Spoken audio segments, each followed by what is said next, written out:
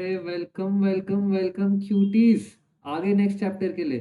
तो चलो, ये लेक्चर उन लोग के लिए जिन्होंने शायद अपना एएफएम का लेक्चर बहुत पहले लिया हो या जिनका भी एग्जाम जा रहे, जिनको एक बार सारा रिवीजन करना है विद अ लिटिल डिटेल। ठीक है, तो आज अपना जो चैप्टर है that is derivative analysis and valuation. अगर आपको ये चैप्टर के नोट्स चाहिए तो आप कमेंट सेक्शन में जल्दी जल्दी अपना ईमेल आईडी डाल दो, ये आपको नोट्स फ्री में मिल जाएंगे। अगर आपको पूरी बुक ऑर्डर करनी है तो आप वेबसाइट से ऑर्डर कर सकते हो, उसकी भी लिंक डिस्क्रिप्शन में है। तो शुरू करते हैं। तो चैप्टर 9 है अपना derivative analysis and valuation. Sir आप तो चैप्टर का नाम ही नहीं बोल पा रहे हो। चलो, तो चैप्टर 9 ये कितने मार्क्स का आता है, जल्दी जल्दी इसको अपने इंडेक्स में चेक कर लेते हैं कितने मार्क्स का आता है आपका जो चैप्टर 9 है डेरिवेटिव एनालिसिस एंड वैल्यूएशन। ये देखो, ये आपका करीब आता है 13 से 15 मार्क्स का। तो डेफिनेटली ये चैप्टर करना है। एंड बहुत लोगों को इसमें डर लगता है क्योंकि इसमें अलग अलग मेथड्स आते हैं, ब्लैक स्कूल्स आते हैं, वो सब आते हैं, बट अपन बहुत सिंपल से इसको सॉल्व करेंगे। ठीक है, तो शुरू करते हैं अपना डेरिवेटिव के साथ। तो सबसे पहले let's understand what is a derivative. आपका जो डेरिवेटिव है, डेरिवेटिव बेसिकली एक एसेट होता है which derives its value from an underlying asset. मतलब एक आपका मेन एसेट है और उसके ऊपर एक और कोई और कॉन्ट्रैक्ट है। ये कॉन्ट्रैक्ट की वैल्यू ये बेस एसेट से आती है। ठीक है, तो सबसे पहले अपन इसमें हम मेन दो चीजें पढ़ेंगे। एक आपका फॉरवर्ड कॉन्ट्रैक्ट हो गया, दूसरा आपका फ्यूचर कॉन्ट्रैक्ट हो गया, और लास्ट है आपका ऑप्शंस। ठीक है, तो आपका फॉरवर्ड कॉन्ट्रैक्ट में क्या है basically, what is a forward contract? A forward contract is an agreement between a buyer and a seller. इसके बीच में अग्रीमेंट है buyer and seller, obligating the seller to deliver a specified asset of a specified quantity and the buyer is obligated to buy at pre-negotiated price। Sir इसका क्या मतलब हुआ कि देखो, मैंने और आपने एक कॉन्ट्रैक्ट में एंटर किया। मैंने आपको कॉन्ट्रैक्ट में एंटर किया क्या कि देखो, मुझे चाहिए आलू, मुझे 2 हफ्ते बाद आलू चाहिए ये पर्टिकुलर प्राइस पे। आप पूछोगे सर कितना किलो चाहिए, मैं बोलो सर मुझे 100 kg चाहिए। तो ये हमने एक प्रॉमिस एक दूसरे के साथ एंटर कर लिया कि देखो at a forward date, basically 2 हफ्ते बाद आप मुझे 100 kg पोटेटो दोगे एट मान लो 20 रुपीज।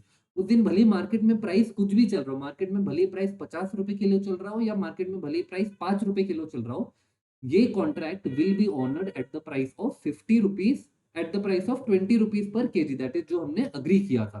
तो it is agreement between buyer and seller obligating the seller to deliver specified asset specified quantity and buyer is obligated to buy at the pre negotiated price. उस दिन वो आप change नहीं कर सकते, वो प्राइस वही रहेगा।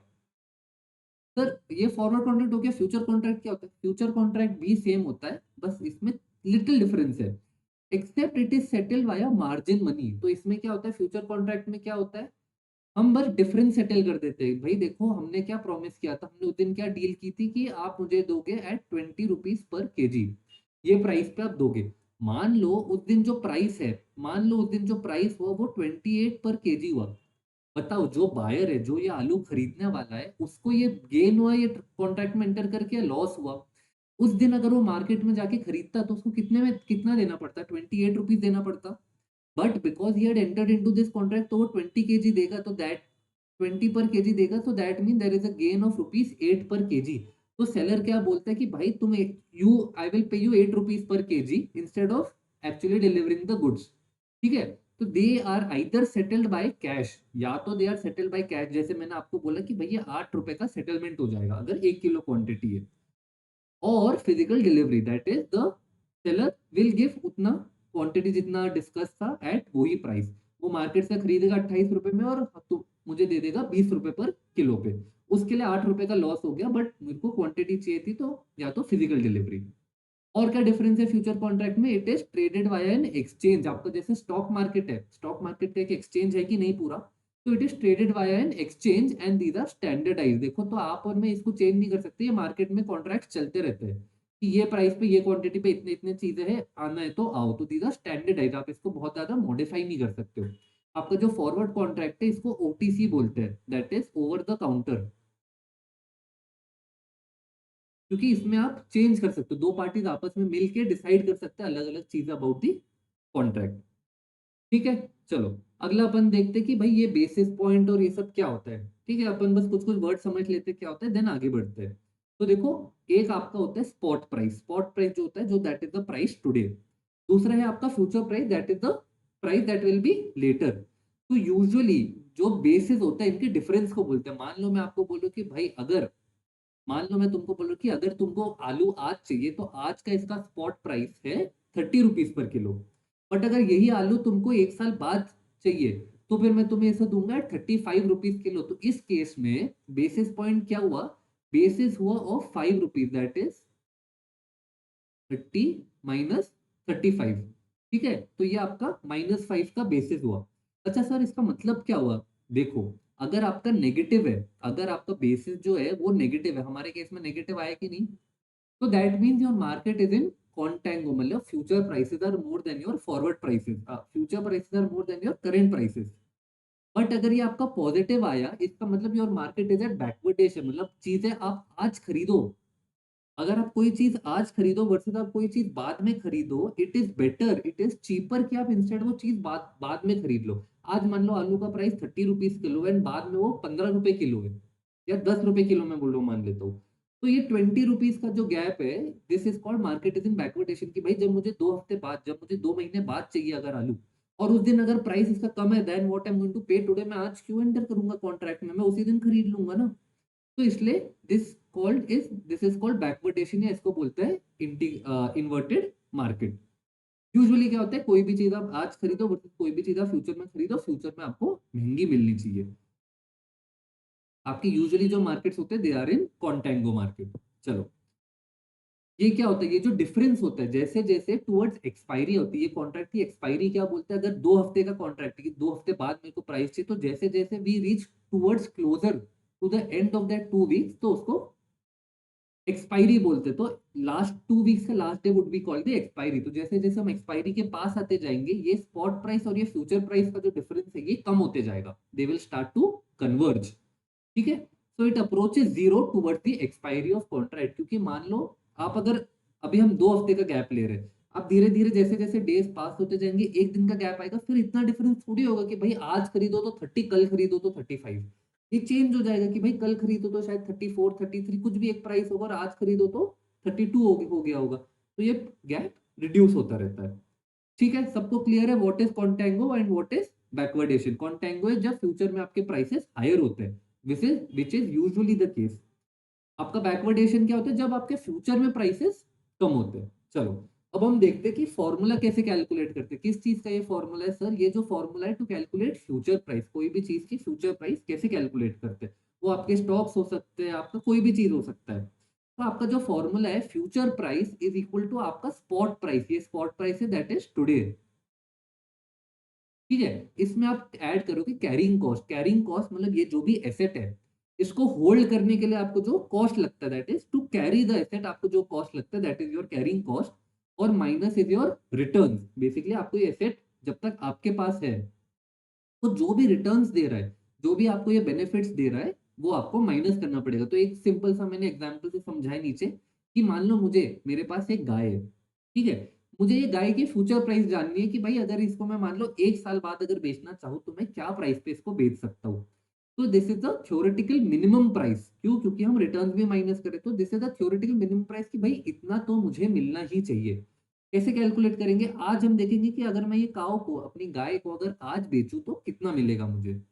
प्लस इसमें मैं ऐड करूंगा कैरिंग कॉस्ट, मतलब 1 साल तक मैं गाय को अपने पास रख रहा हूँ, तो मुझे इसे कुछ कुछ करना पड़ेगा ना, मुझे इसको खाना खिलाना पड़ेगा, मुझे इसकी टेक केयर करनी पड़ेगी, इसको कभी अगर बीमार हुआ, कुछ हुआ, इंजेक्शन हुआ, वैक्सीन हुआ, दुनिया भर की चीजें इसको देनी पड़ेगी। तो that is my carrying cost. तो ये ऐड हो जाएगा, एंड मेरे माइनस होंगे रिटर्न। रिटर्न में मुझे गाय से क्या मिलेगा, मुझे दूध मिलेगा, हो सकता है अगर ये अगर ऑलरेडी प्रेग्नेंट हो तो मुझे बच्चे भी मिल सकते हैं। ठीक है, तो इनका माइनस करने के बाद जो प्राइस है, that would be my future price. ठीक है, यही आप शेयर्स के उसमें से सोचो, तो आपका स्पॉट प्राइस होगा जो आपको प्राइस आज मिल रहा है। आपका कैरिंग कॉस्ट, मान लो आपने कुछ अगर ये शेयर लोन पे लिया है, कुछ लिया, आपको इस पे इंटरेस्ट चढ़ते जा रहा है, तो that would be your carrying cost. और आपको रिटर्न शेयर में क्या मिलेंगे, आपको रिटर्न्स मिलेंगे, दैट इज योर डिविडेंड्स। ठीक है, छोटू सा एग्जांपल कर लेते हैं तो अपने को समझ आ जाएगा। तो आपका स्पॉट प्राइस जो है, your spot price is 220, this is your today's price. ठीक है, आपका 3 मंथ फ्यूचर प्राइस, सर इसमें तो फ्यूचर प्राइस भी दे दिया है, तो इसमें कैलकुलेट क्या करना है, चलो देखते हैं। तो आपका जो 3 मंथ फ्यूचर प्राइस है वो है 230। अच्छा मुझे बताओ, मेरे को बताओ क्यूटीज मेरे, कि ये जो हमारा मार्केट है, बताओ ये कॉन्टेंगो है या बैकवर्डेशन है? आज का प्राइस है मेरा 220 और फ्यूचर का प्राइस है 230, तो मेरा प्राइस बढ़ा है कि नहीं बढ़ा है? तो therefore my market is at contango. ठीक है, इस पे एमसीक्यू आ सकता है, ध्यान रखना। आपका जो बोरोइंग रेट है दैट इज 15% पर एनम। ठीक है, मैंने 15% पर एनम पे बोरो किया है।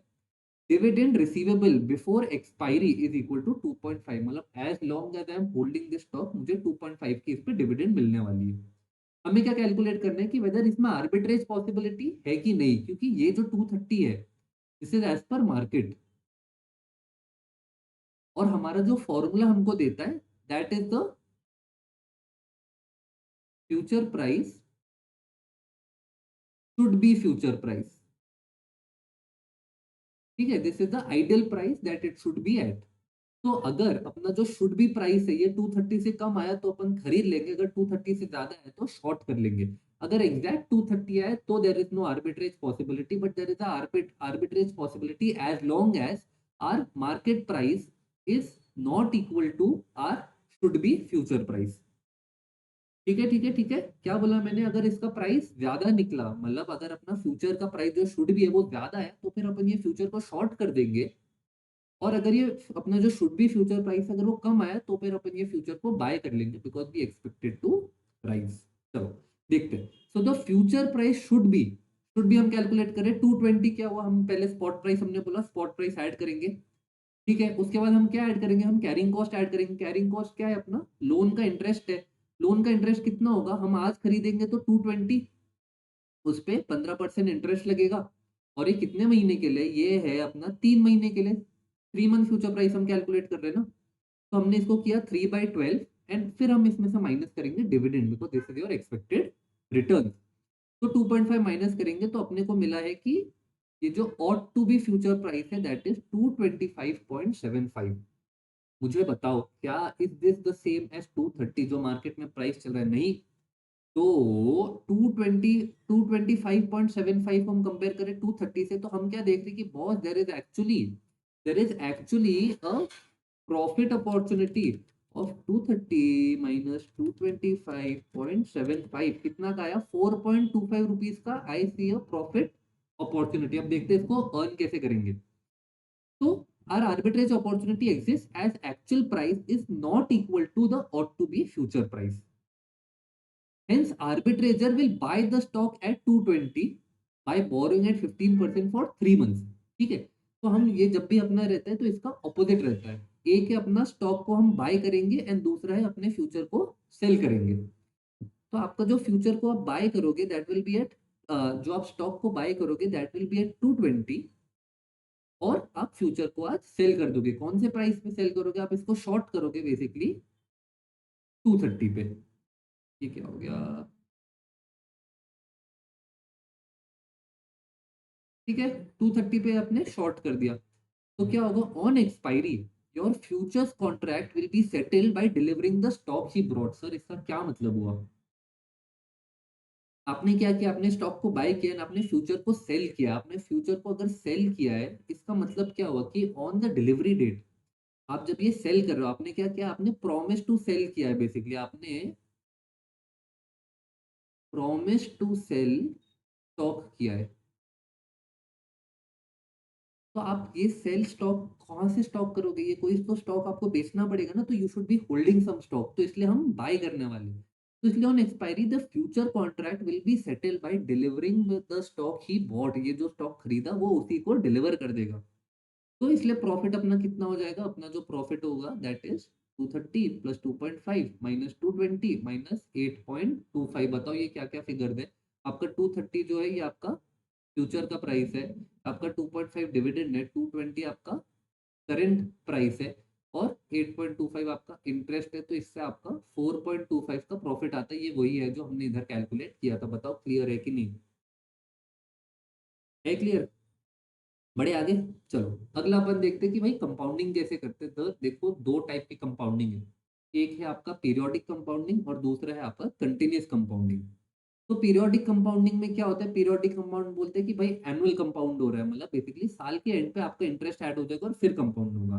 हम क्या और क्या बोल सकते हैं, सेमी एनुअल कंपाउंडिंग होगा, मतलब 6 महीने बाद हम आपका इंटरेस्ट कैलकुलेट करेंगे, उसको आपके प्रिंसिपल में ऐड कर देंगे एंड देन उसके ऊपर इंटरेस्ट लगाएंगे। ठीक है, कंपाउंडिंग इज बेसिकली इंटरेस्ट के ऊपर इंटरेस्ट। तो पीरियोडिक में आप ये कुछ टाइम पीरियड स्पेसिफाई करते हो, तो अगर आपका एनुअल कंपाउंडिंग है तो आपका amount is equal to principal into 1 + r raise to the power t। इधर r क्या है, r आपका रेट ऑफ इंटरेस्ट है, t आपका टाइम है, this time is in years. अच्छा, मुझे बताओ अगर सर ये मैं क्वार्टरली कंपाउंड कर रहा हूँ तो इसका फॉर्मूला कैसे चेंज होगा, बताता हूँ। ये आपका अमाउंट है अभी भी, ये आपका पी है। Only thing that is change is आपका rate will be divided by जितनी बार आप उसको कंपाउंड कर रहे हो। तो अगर मैं क्वार्टरली कंपाउंड कर रहा हूँ तो मेरे चा, एक क्वार्टर में मेरे 3 महीने होते हैं, एक साल में मेरे 4 क्वार्टर होते हैं। तो ये जो एन है basically this will be equal to 4। तो आप रेट को डिवाइड बाय 4 कर लो और आप टाइम को मल्टीप्लाई बाय 4 कर दो, तो इससे आपको अमाउंट मिल जाएगा। चलो सर, ये तो हो गया अपना पीरियोडिक कंपाउंडिंग, ये तो सिंपल है, ये आता है अपने को। आप मुझे बताओ ये कंटिन्यूअस कंपाउंडिंग कैसे करते हैं। कंटिन्यूअस कंपाउंडिंग मतलब एवरी सेकंड, एवरी मिली सेकंड, एवरी नैनो सेकंड आपका इंटरेस्ट ऐड होते जा रहा है, आपका इंटरेस्ट ऐड होते जा रहा है, अमाउंट बढ़ते जा रहे हैं। तो मुझे बताओ सबसे पहले तो अमाउंट किसमें ज्यादा रहेगा, whether it will be more in periodic compounding और whether it will be more in continuous compounding. Continuous compounding सही है कि नहीं, क्योंकि उसमें लगातार आपका इंटरेस्ट बढ़ते जा रहा है। ठीक है, तो इनकम, तो इसमें दो केसेस है, अगर आपको इनकम रिसीवेबल है और दूसरा अगर आपका इनकम अक्रूड है। इनकम रिसीवेबल क्या हो सकता है कि बेसिकली अगर आपको कोई डिविडेंड मिलने वाला है तो कैसे फॉर्मूला ये चलता है। तो आपने आपका अमाउंट क्या होगा, ये आपका पी जो आपका इन्वेस्टमेंट है, ये आई आपकी इनकम रिसीवेबल है। तो आप अपने इन्वेस्टमेंट में से आई माइनस कर दोगे और इसको आप मल्टीप्लाई करोगे e raise to the power r t से। हम कैलकुलेट करेंगे ई, ये आपको कंटिन्यूस कंपाउंडिंग जब भी रहता है ना तो उसमें ई आ जाएगा। ठीक है, तो एक आप ये वाला फॉर्मूला याद कर लो एंड सेकंड है आपका इनकम अक्रूड वाला, मतलब बेसिकली जब आपको परसेंटेज में देता है। ठीक है, ये आपको ये केस में आपको जो इनकम रिसीवेबल है ये रुपीस में देंगे और ये वाले केस में आपको ये परसेंटेज में देंगे। तो परसेंटेज में है तो फिर आपको ये फॉर्मूला यूज करना है, अगर अमाउंट में आपको मिल जाए तो आपको ये वाला फॉर्मूला यूज करना है। ठीक है, ठीक है, ठीक है, ठीक है। चलो, तो A is equal to P into e r minus y by t basically. अब देखो, आप समझो ये क्या हो रहा है, आर जो है ये रेट है आपके ऊपर जो चढ़ते जा रहा है, और ये जो वाई है ये बेसिकली आपको इनकम जो कंटिन्यूअसली मिलते जा रही है। तो बेसिकली ये दोनों एक दूसरे को ऑपोजिट इफेक्ट दे रहे हैं कि नहीं, बताओ, बोलो बोलो बोलो। ऑपोजिट इफेक्ट दे रहे हैं ना, एक आपको इनकम कंटिन्यूअसली दे रहा है that is your y, and जो आपका आर है उस पर आपको कंटिन्यूअसली इंटरेस्ट लग रहा है, तो इसलिए इन्होंने कुछ नहीं किया, इनको नेट कर दिया कि भाई आर माइनस वाई हो गया। It is as simple as that. ठीक है, तो अगर आपको, मैं आपको, I think instead of rupee and percentage, ये इनकम रिसीवेबल है if this is a one time income, और ये इनकम अक्रूड है, मतलब ये अगर अगर आपको कंटिन्यूअस इनकम मिलते जा रही है, that is your continuous yield मिल रहा है, तो फिर आपको ये वाला पार्ट यूज करना है। चलो एग्जांपल से समझते हैं, सर बहुत कंफ्यूज हो गए। आपका एक 4 मंथ फॉरवर्ड कॉन्ट्रैक्ट है, तो there is a 4 month forward contract on 500 shares at ₹75 each. ठीक है, dividend at the rate ₹2.5 per share is expected to be receive. बोलो क्या ये मेरी कंटिन्यूस इनकम है या वन टाइम इनकम है। वन टाइम इनकम है कि नहीं, तो हम ये वाला फॉर्मूला यूज करेंगे पी माइनस आई वाला। ठीक है, तो बट 2.5 का जो डिविडेंड है that is expected to be received in 3 months. आपका जो CCRRI है that is your continuous compounding rate of interest. ठीक है, तो आपका जो CCRI है that is your 10% per annum. इधर से आपको पता चल जाएगा कि बॉस मुझे कंटिन्यूअस कंपाउंडिंग का फॉर्मूला यूज करना है। What should be the value of the forward contract, ये फॉरवर्ड कॉन्ट्रैक्ट की वैल्यू क्या होनी चाहिए। ठीक है, तो अपन समझते हैं कि देखो सबसे पहले अपन कैलकुलेट करेंगे ये जो डिविडेंड्स, ये जो अपने को रिटर्न्स मिल रहे हैं, इसकी आज प्रेजेंट वैल्यू कितनी है by discounting it using our compound rate. तो present value of dividend proceeds which are to be received after 3 months is equal to, आपको कितने शेयर्स है बताओ, आपके पास 500 शेयर्स है कि नहीं, 500 शेयर्स है कि नहीं, आपको इस पे कितना मिलेगा, आपको मिलने वाला है 2.5 पर शेयर। तो 500 इंटू 2.5, 1250 हो गया। तो अपना 500 इंटू 250, ये आपका हो गया 1250। इसको अब अपने को डिस्काउंट करना है। ठीक है, डिस्काउंट किस पे करेंगे, ई, बोलो e raise to the power r t, है ना, e to the power r t से डिस्काउंट करेंगे कि नहीं, बोलो बोलो बोलो। ठीक है, क्योंकि ये जो है आपका 2.5 ये आपको कुछ टाइम बाद मिलने वाला है, तो in this is your amount. ये आपका 2.5 इधर अमाउंट है, ये आरटी जो है ये अपना नीचे डिनोमिनेटर में चले जा रहे हैं, because we are trying to find कि भाई इसकी आज प्रेजेंट वैल्यू कितनी है, इसलिए हम इसको डिवाइड कर रहे हैं by e raise to the power RT. Usually हम किससे डिवाइड करते हैं, डिवाइड बाय 1.1 से डिवाइड करते हैं, दो रेट है, तो इधर हम e raise to the power RT से कर रहे हैं। तो 4 मंथ फॉरवर्ड कॉन्ट्रैक्ट है, ठीक है, बट आपको जो डिविडेंड है वो 3 महीने बाद मिल रहा है, तो इसलिए हमने इधर 3/12 किया। याद रखना इधर 4/12 नहीं करना है, डिविडेंड अपने को 3 महीने बाद ही मिल रहा है, तो इधर आपने 3/12 कर दिया। तो आपने इधर 3/12 कर दिया और आपने मल्टीप्लाई कर दिया by your rate, that is 10%, that is nothing but 0.1। और इससे आपको कैलकुलेट आप कर पाओगे कि बॉस ये मेरा 1219 है। आप मुझे पूछोगे सर ये ई रेज टू द पावर की वैल्यू कैसे कैलकुलेट करते हैं, क्वेश्चन में दी रहेगी, और अगर क्वेश्चन में नहीं दी रहेगी तो अपन आगे भी डिस्कस कर लेंगे, मैं आपको बता दूंगा ई रेज टू द पावर कोई भी चीज की वैल्यू कैसे कैलकुलेट करते हैं। चलो अभी बता देता हूँ। चलो सब अपने अपने कैलसी पे करो, अगर मान लो क्वेश्चन में नहीं दिया है तो e raise to the power something की वैल्यू कैसे कैलकुलेट करनी है। चलो इसमें कितनी है, 3/12 है, 3/12 ओके, मल्टीप्लाइड बाई 0.1। तो बेसिकली हम जो कैलकुलेट कर रहे हैं, हम वैल्यू कैलकुलेट कर रहे हैं ई रेज टू द पावर 0.025। ठीक है, तो सबके कैलकुलेटर में 0.025 है, इस पे एक बार आप m प्लस दबा दो, दबा दिया। अब आप करो इंटू इक्वल टू कर दिया। अब इसको करो divided by 2 is equal to, और m प्लस दबा दो। फिर इसको डिवाइड बाय 6 करो is equal to m plus दबा दो। ठीक है, नहीं सॉरी, वापस करते हैं। चलो अभी बता देता हूँ कि ई रेज टू द पावर की वैल्यू कैसे कैलकुलेट करनी है। तो अपन ये केस में क्या कैलकुलेट कर रहे हैं, अपन कैलकुलेट कर रहे हैं 3/12 इंटू 0.1। तो अपन बेसिकली कैलकुलेट कर रहे हैं value of e raise to the power 0.025। ठीक है, चलो सबके कैलकुलेटर में 0.025 आ रहा है, ओके। अब क्या करोगे आप, सबसे पहले इस पे एक बार एम प्लस दबा दोगे, दबा दिया। चलो एक बार आपने इस पे एम प्लस दबा दिया, अब आप करोगे इंटू इक्वल टू, बेसिकली हमने इसको स्क्वायर कर दिया। चलो अब आप करो इसको divided by 2 equal to M plus, divided by 3 equal to M plus, divided by 4 is equal to M plus. Okay, अब आप अपने कैलकुलेटर पे टाइप करो 1 और एम प्लस। अब आप करोगे एमआरसी, बेसिकली आप सबको ऐड कर दो, तो ये आपको जो वैल्यू मिली that is your e raise to the power 0.025 की वैल्यू, दैट इज 1.02544। बताओ सबको ये वैल्यू आई कि नहीं, करें इसको चेक करें। चलो आप कैलकुलेट करके चेक करो, 500 इंटू 250 डिवाइडेड बाय 1.025 क्या आता है। Divide equal two into 500 into 2.5, आया सबको यही, मेरे कैलकुलेटर पे आ रहे हैं 1218.98। ठीक है, तो मोटा मोटी सेम वैल्यू आ रही है। चलो अपन ने समझ लिया ई टू द पावर की भी कैसे वैल्यू निकालते हैं। अब हम क्या निकाल रहे हैं, तो ये जो है, ये जो है this is our present value of dividend. ठीक है, ये जो आपका आ रहा है this is your present value of dividend.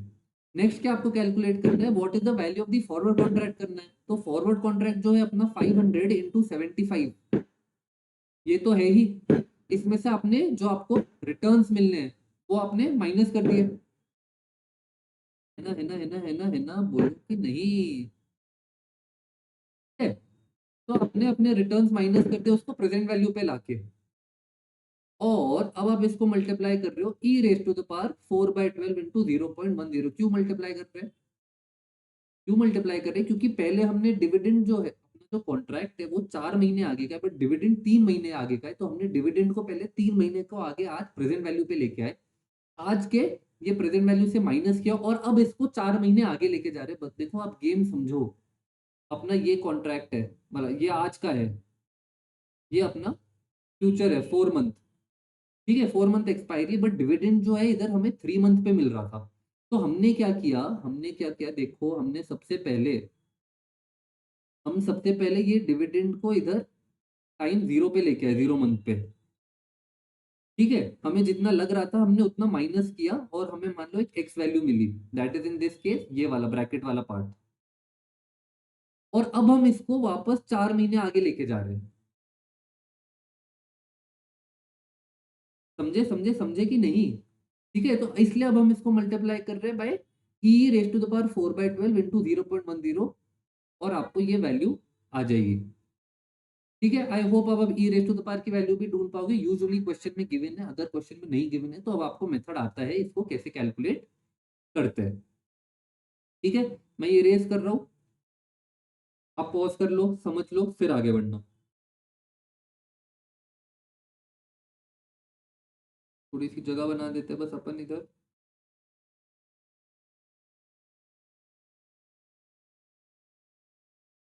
चलो बड़े आगे।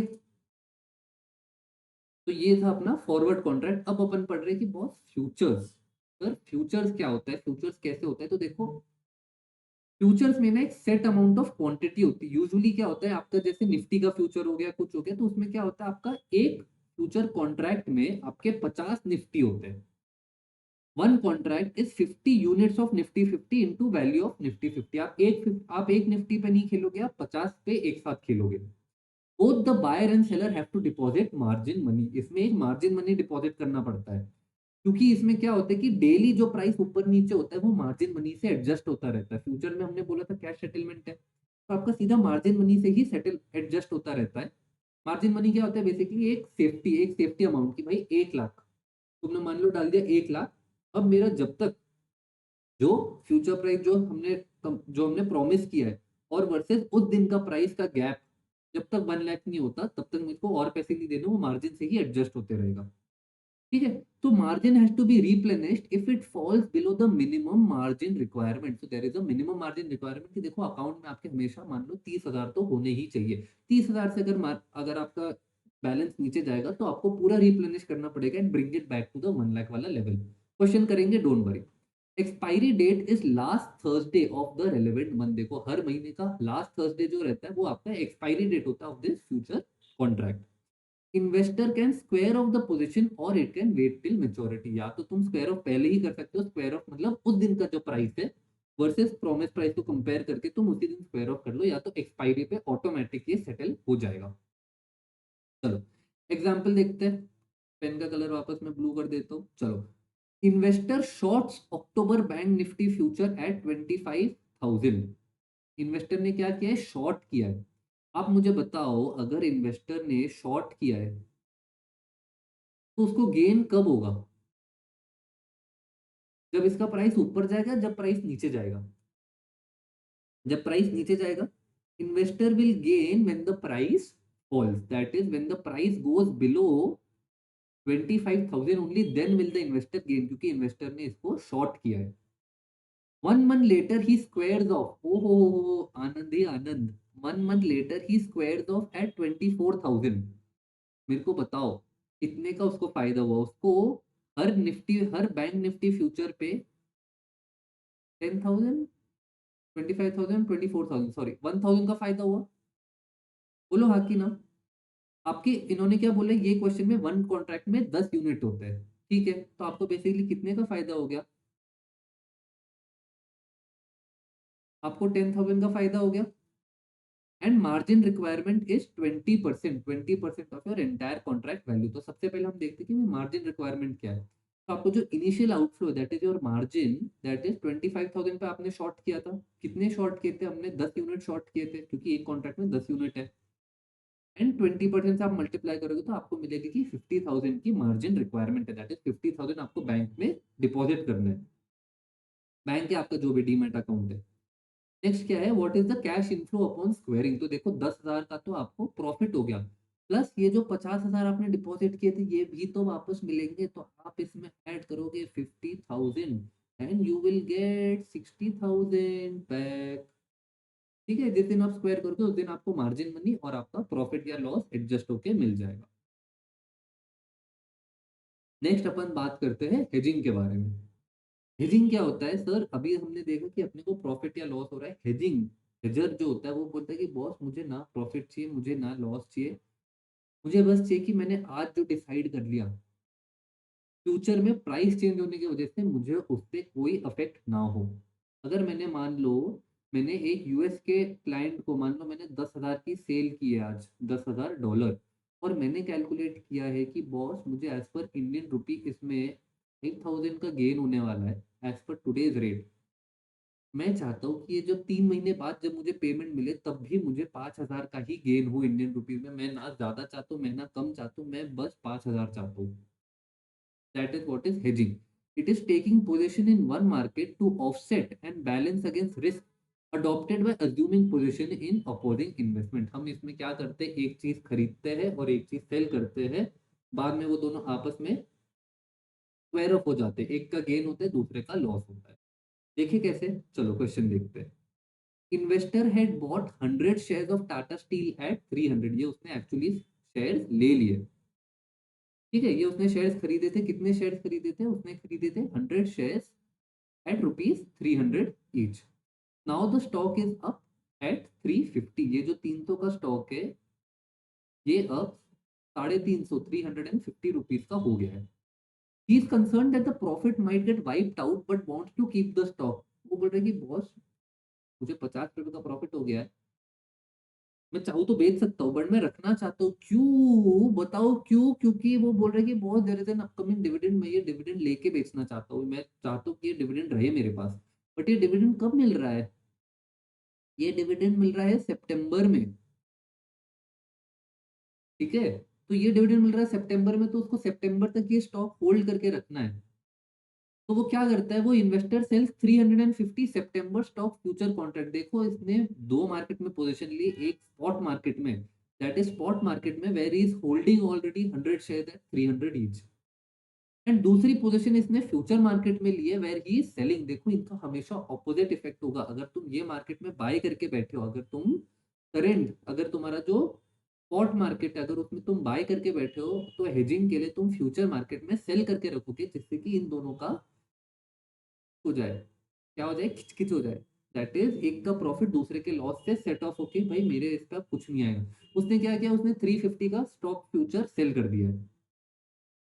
On expiry he sells the stock at market price and buys back the future contract. देखो दोनों को रिवर्स कर दिया। जो उसने स्टॉक खरीद के रखा था वो उसको बेच दिया, और फ्यूचर को ये जो फ्यूचर को उसने सेल किया था वो उसने बाय कर दिया। तो दोनों कॉन्ट्रैक्ट उसने क्लोज कर दिया। हमें देखना है कि बॉस अलग अलग केसेस में क्या उसका जो प्रॉफिट था, ये जो प्रॉफिट उसने 50 रुपीज जो ऑलरेडी रियलाइज कर लिया था, क्या एंड ऑफ द डे उसको ये 50 रुपीज इंटू 100, 50 इंटू 100 कितना होता है?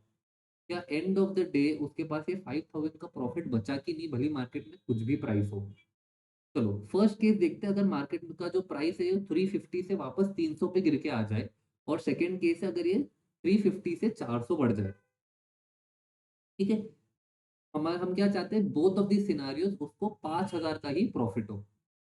चलो, कॉस्ट ऑफ स्क्रिप दोनों में 30,000 है, 30,000 है। ठीक है, मार्जिन पेमेंट हम कितना ज्यूम करेंगे, 20% है, तो हमने 20% कर लिया, 7,000 7,000, ये उसको मिलकर टोटल इनिशियल आउटफ्लो ऑफ 37,000। फिर क्या करेगा वो, सेल अपने करेगा शेयर्स को। ये केस में 300 में सेल करेगा, ये केस में 400 में करेगा। तो उसने 300 में सेल किया, 400 में शेयर किया, 30,000 और 40,000 मिल गया उसको। नेक्स्ट क्या है, what is the margin refund on the futures contract. उसके ये जो 7,000 का जो मार्जिन है ये उसको वापस मिल जाएगा। लास्ट क्या है, that is your gain on futures contract और your loss on futures contract. देखो हमने फ्यूचर कॉन्ट्रैक्ट क्या किया था, हमने फ्यूचर को सेल किया था, हमने 350 का फ्यूचर को सेल किया था। दैट मीन्स अगर प्राइस कम हो, अगर प्राइस कम हो only then do I gain. ये केस में मुझे बताओ, केस वन में प्राइस कम हुआ है या बढ़ा है? कम हुआ है। प्राइस 350 से 300 हुआ है, दैट इज 50 रुपीज कम हुआ है, तो I should have a gain of 50 rupees in the futures contract.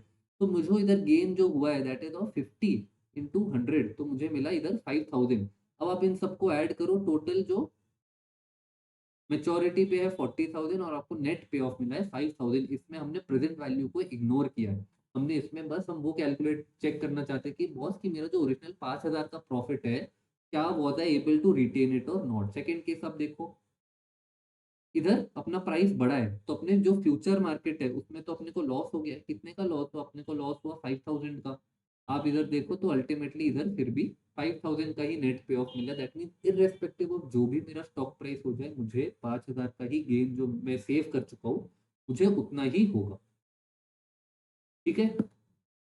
आपका देख लो केस 2 में, मान लो अगर आपका फ्यूचर कॉन्ट्रैक्ट नहीं होता तो ये 5,000 नहीं, आपको 10,000 का गेन होता। But the entire concept of hedging is, मैं नहीं चाहता कि मेरा प्रॉफिट ऊपर नीचे हो, मैंने जितना डिसाइड कर लिया मैं बस उतना चाहता हूँ, ये मार्केट वोलेटिलिटी से मुझे कोई लेना देना नहीं है। ओके, तो ये आपका हो गया फ्यूचर एंड फॉरवर्ड्स कर लिया। अब अपन आते हैं ऑप्शंस पे।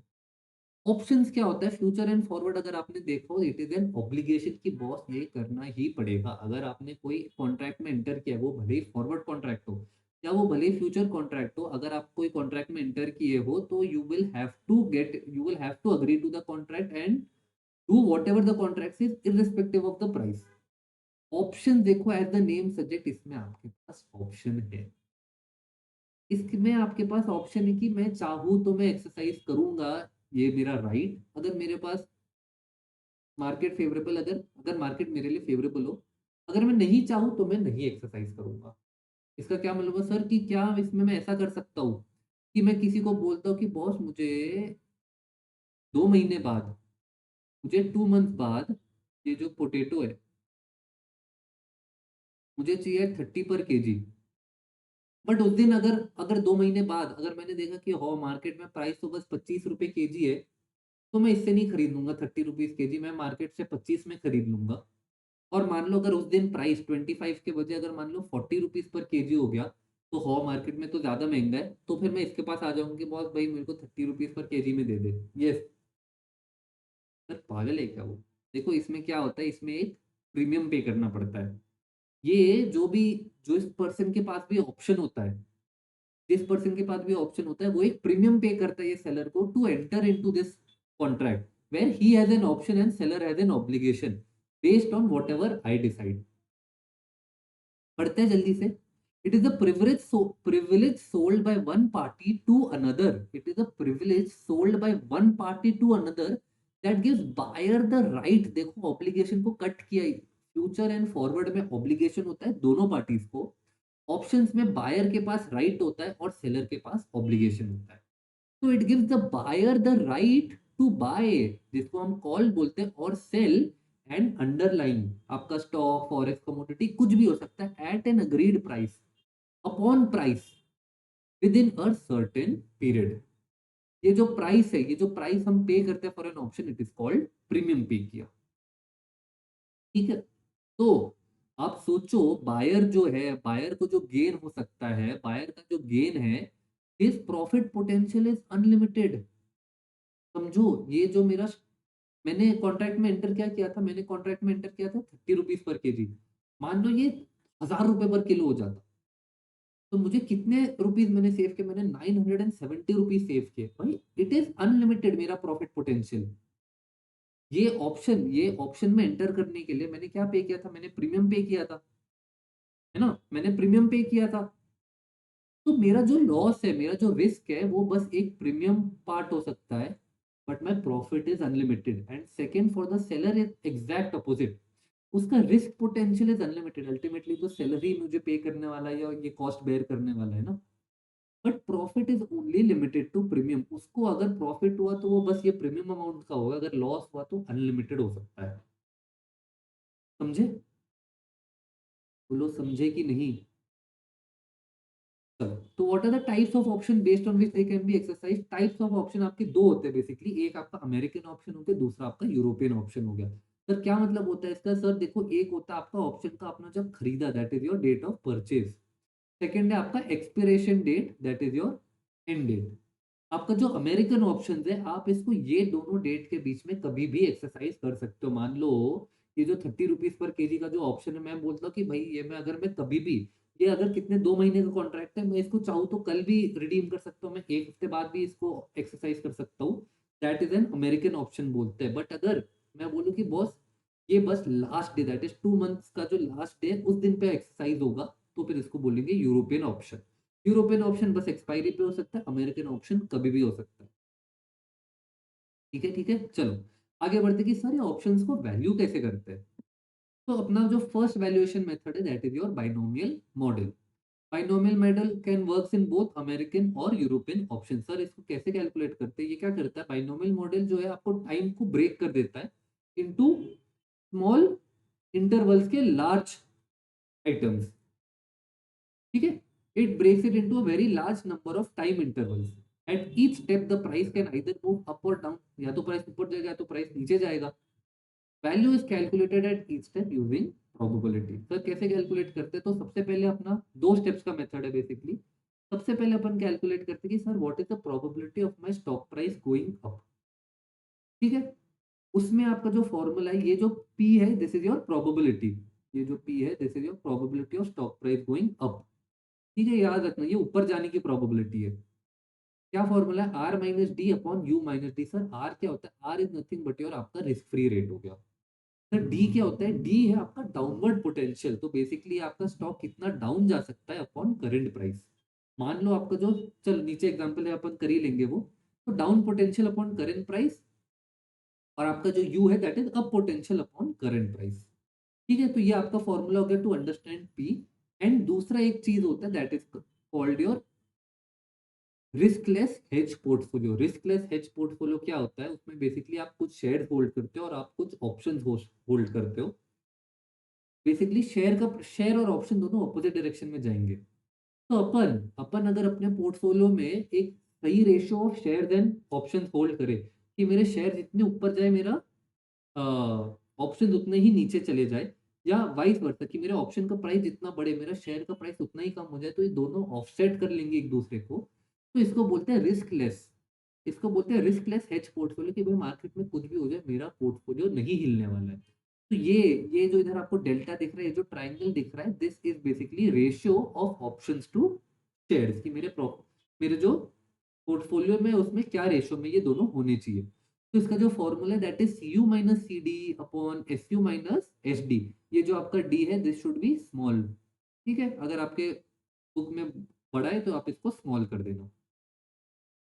चलो, सी यू क्या? It is the pay of. देखो आपके जो दोनों ऊपर के हैं, ये जो आपके दोनों ऊपर के हैं दिस इज योर पे ऑफ। पे ऑफ इन केस अगर इट गोज अप और इट गोज डाउन।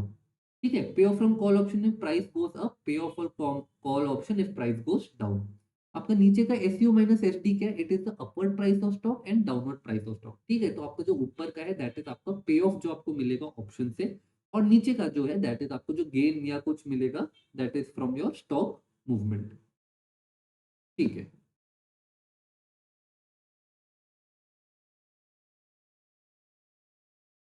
चलो करें इस पे क्वेश्चन। अभी जो अपन ने किया तो देखो, जो भी ग्रीन पार्ट में वो अपने क्वेश्चन का पार्ट है, जो भी रेड में वो अपने आंसर का है। चलो, तो करंट प्राइस वो लोग बोल रहे हैं कि देखो मेरा जो करंट प्राइस है वो 30 रुपीज है, एंड 6 मंथ के इन्होंने इंटरवल में इसको दो बार ब्रेक किया, that is 6 month and 6 month.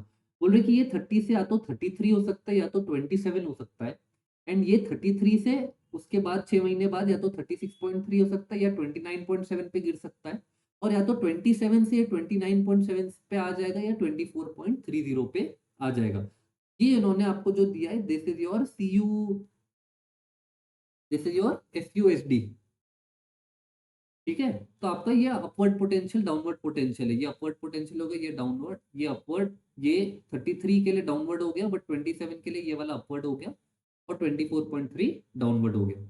Calculate the current fair value of a regular call option whose exercise price is equal to 28, risk-free rate is 5%. Also indicate composition of riskless hedge portfolio, जो हमने देखा था CU minus CS upon SU minus SD। ठीक है, at the valuation date. चलो, तो सबसे पहले अपन कैलकुलेट करना शुरू करते हैं। यू पहले कैलकुलेट करते हैं कि अपवर्ड पोटेंशियल क्या है। अपवर्ड पोटेंशियल क्या हुआ? 33/30 हमने किया। अपवर्ड पोटेंशियल 33/30, या हम इसको ऑल्सो लिख सकते हैं 36.3/33। तो हमारा जो यू की वैल्यू आ गई दैट इज योर 0.1, 0.10, क्या बोलो 1.10। ठीक है, ऐसे ही हमने डी की भी वैल्यू कैलकुलेट की 27/30, ये अपने को आ गई 0.90। आर हम कैलकुलेट करेंगे। आर आपका रिस्क फ्री रेट है, तो 1 plus risk free rate, because आपका period is divided by 6 months, तो ये बेसिकली 6/12 हो गया, या आप बोल सकते हैं 1/2। तो ये अपनी आर की वैल्यू आ गई। तो अब हम कैलकुलेट करेंगे पी। पी का क्या फॉर्मूला था? R minus D upon U minus D. है ना, तो हमने कैलकुलेट किया 0.6235। इसका मतलब क्या है कि there is a 62.35% probability that my stock price will go up. ये हमने पी से कैलकुलेट किया है। ठीक है, अब हम निकालेंगे पे ऑफ क्या क्या है अलग सिनारियोज में। तो देखो, सबसे पहले आप कैलकुलेट करोगे पे ऑफ एट दिस सिनारियो। चलो आपको दोनों दिखा देता हूँ। आपका एक्सरसाइज प्राइस कितना है बताओ। एक्सरसाइज प्राइस आपका 28 है कि नहीं, 28 है कि नहीं, प्राइस 28 है कि नहीं एक्सरसाइज प्राइस। तो अगर आपका शेयर प्राइस 36.30 जाता है, तो will you rather buy from the market at 36.30 और you will exercise your option of buying at 28? You will buy 28, सस्ते में खरीद लोगे कि नहीं बताओ। तो आप कैलकुलेट करोगे 36.3 माइनस 28 कितने का आया, 8.3 का आया। तो आपको बेसिकली 8.3 का पे ऑफ मिलेगा। नेक्स्ट सिनारियो में आपको 1.70 का पे ऑफ मिलेगा। बट जो लास्ट सिनारियो है 24.30, आप मुझे बताओ क्या आप अपना ऑप्शन एक्सरसाइज करोगे या मार्केट से खरीद लोगे। ऑप्शन क्या बोलता है, आपको राइट देता है टू बाय 28।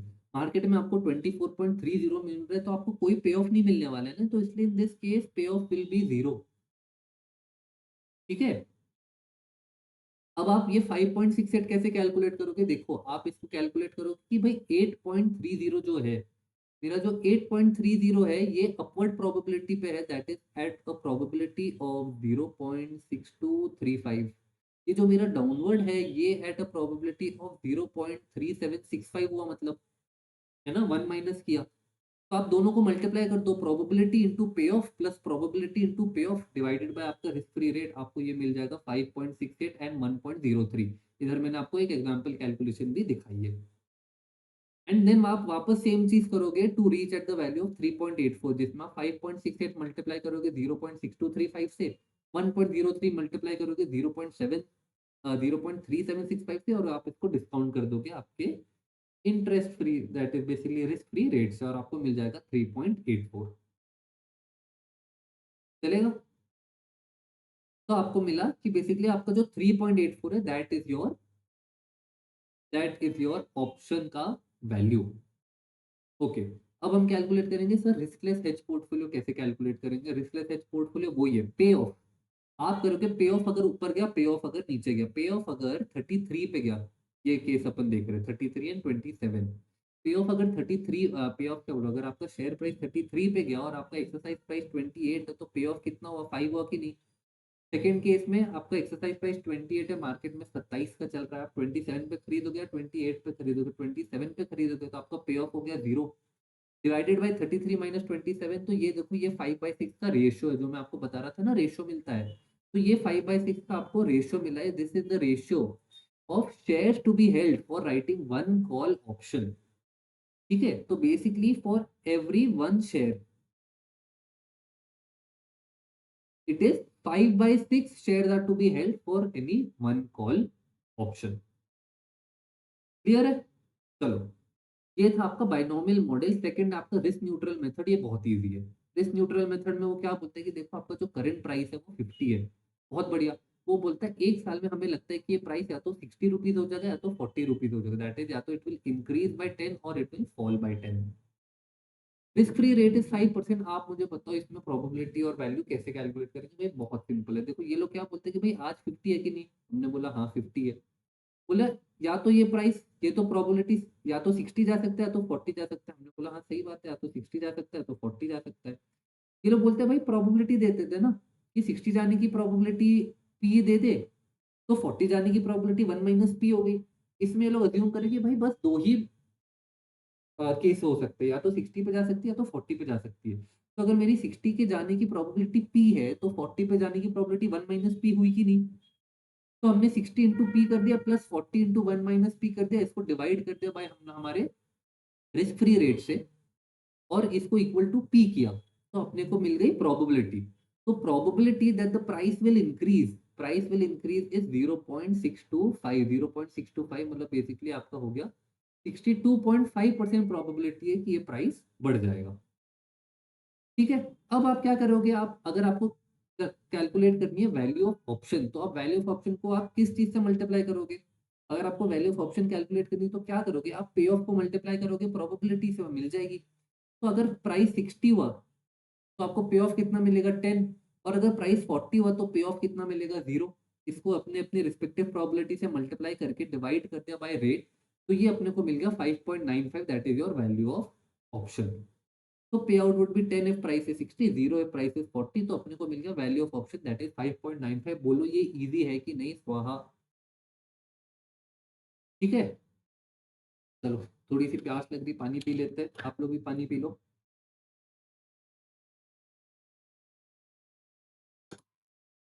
चलो, अब अपना जो थर्ड मॉडल है that is your black school. बहुत लोग इससे डरते हैं, अपन इसको पहले समझने की कोशिश करेंगे फिर आगे बढ़ेंगे।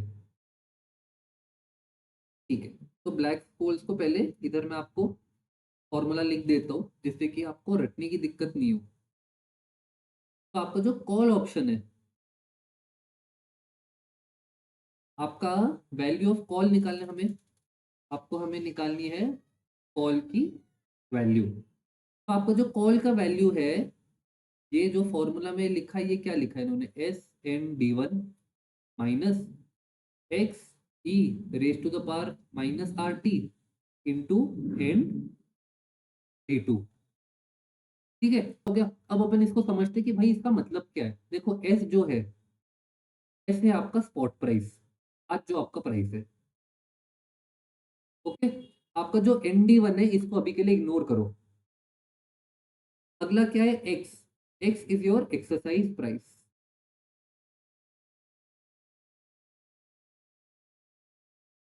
ओके, एंड इसको अपन मल्टीप्लाई कर रहे हैं e raise to the power minus RT से। आप सोचो e raise to the power minus RT से आप मल्टीप्लाई कर रहे हो, मतलब बेसिकली क्या कर रहे हो, आप इसको डिवाइड कर रहे हो by e raise to the power RT। तो ये जो e raise to the power RT से आप डिवाइड कर रहे हो, this is nothing but basically इसको प्रेजेंट वैल्यू पे लेके आने के लिए बोलो हाँ कि नहीं, है ना। तो आपने बस इसको डिस्काउंट कर दिया basically E raise to the power RT से, और ND2 आपका दूसरा पार्ट हो गया। अब देखो आपका जो ND1 है और आपका ND2 है, ये क्या होता है। थोड़ा सा इरेज कर देता हूँ, जगह बना देता हूँ इधर। यस, ठीक है, ND1 and ND2 are basically nothing but these are probabilities.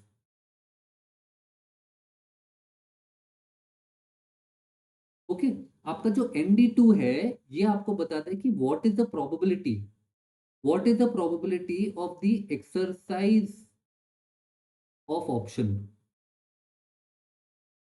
That is what is the probability that आपका option is in the money. In the money हम कब बोलते हैं, basically when it is favourable to use the option, when it is favourable to exercise the option. तो ये आपको multiply करता है, ये आपको उसका प्रोबेबिलिटी देता है। तो आपने क्या किया, आपने एक्स लिया है that is your exercise price, आपने इसको डिस्काउंट किया तो आपने आज की वैल्यू पे इसको ले आए, और देन आपको इसको आपने इसको मल्टीप्लाई किया with ND2 that is your probability of being exercise. ठीक है, तो ये आपका जो बेसिकली पूरा हो गया, ये आपका एक्सरसाइज प्राइस वाला हो गया, एक्सरसाइज प्राइस का PV इंटू प्रोबेबिलिटी। अब हम देखेंगे कि SND1 क्या होता है। एस आपका हो गया स्पॉट प्राइस, एंड आपका जो ND1 है ये बेसिकली आपका प्रोबेबिलिटी है, बेसिकली आपका स्टॉक क्या प्राइस से चेंज होगा। अल्टीमेटली कॉल वैल्यू का क्या बेनिफिट है, देखो आपका जो कॉल वैल्यू है, आपका वैल्यू ऑफ कॉल ऑप्शन है, उसमें हम क्या बेसिकली देख रहे हैं, हम बेनिफिट देखना चाहते हैं ना। हम देखना चाहते हैं कि ये कॉल ऑप्शन होने से अपने को कितना बेनिफिट होगा। दैट इज बेसिकली आपका जो स्टॉक का प्राइस है माइनस आपका एक्सरसाइज का price, that is nothing but your benefit. तो हम वही कर रहे हैं, stock price minus exercise price, थोड़ा सा एडजस्टमेंट के साथ। स्टॉक प्राइस को आपने मल्टीप्लाई कर दिया ND1 के साथ, और एक्सरसाइज प्राइस को आपने मल्टीप्लाई कर दिया ND2 के साथ। एक्सरसाइज प्राइस क्योंकि हम फ्यूचर में एक्सरसाइज करने वाले हैं, तो इसलिए हम इसको प्रेजेंट वैल्यू पे लेके आएंगे विच इज टुडे। ठीक है, मोटा मोटी फॉर्मूला समझाए। अब मैं आपको बताता हूँ इसमें आपको रखना क्या है। इसमें आपको ये जो D1 का है जो गंदा सा फॉर्मूला, ये रखना पड़ेगा, और ये जो D2 का फॉर्मूला है ये रखना पड़ेगा, इसमें लॉजिक नहीं चलेगा। ठीक है, अपन एक बार फॉर्मूला देखते हैं फिर क्वेश्चन भी करेंगे इस पे। ये लोग क्या बोलते हैं, D1 is equal to log natural S by X that is your spot price upon exercise price plus R. R आपका क्या होता है, R is your continuously compounding का आपका risk free rate, plus variance divided by 2। आप इसको standard deviation square बोलो, आप वेरिएंस बोलो, एक ही चीज है। वेरिएंस डिवाइडेड बाय 2 इंटू आपका टाइम, ये जो टाइम है this is time in years. अगर आप हाफ ईयरली कर रहे हो तो फिर यह आधा हो जाएगा। ओके, और इसको आप डिवाइड करोगे standard deviation by root T से। ये आपका D1 का हो गया, ये आपको रटना पड़ेगा। D2 क्या होता है? D2 is equal to D1 minus D2 is equal to D1 minus standard deviation into T। ठीक है, ये दो चीजें याद कर ली। और एक और नेक्स्ट फॉर्मूला है, that is your put call parity. Put call parity क्या बोलते हैं कि देखो, माय पुट एंड कॉल का जो प्राइस है that are related to each other. Call में क्या होता है? Basically I have a option to buy the share, put में I have an option to sell the share. Put और call में बस वही डिफरेंस है। अगर मैं पुट का बाय कर रहा हूँ तो फिर I have the option to sell the share at a particular price.